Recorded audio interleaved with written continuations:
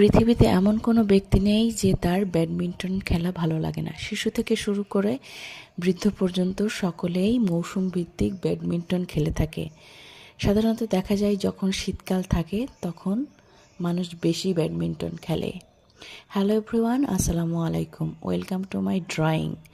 আমি আমার ড্রয়িংগুলোতে বরাবরই ট্রাই করি ইউনিক কিছু আইডিয়া নিয়ে বিভিন্ন ধরনের ড্রয়িং করার জন্য, এবং তারই ধারাবাহিকতার আজকের ড্রয়িংয়ে আমি যেটি এঁকে দেখাচ্ছি সেটি হচ্ছে ব্যাডমিন্টনের ব্যাট এবং একটি পালক।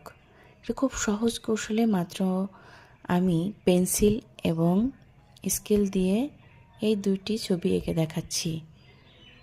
আপনারা যদি আপনার বাচ্চাকে সহজ কৌশলে ড্রয়িং শেখাতে চান তাহলে আমার এই ভিডিওগুলি সেভ করে রাখতে পারেন এবং বাচ্চাদেরকে শেখাতে পারেন। ভিডিওগুলি কেমন হয়েছে অবশ্যই কমেন্ট করে জানাবেন। ধন্যবাদ।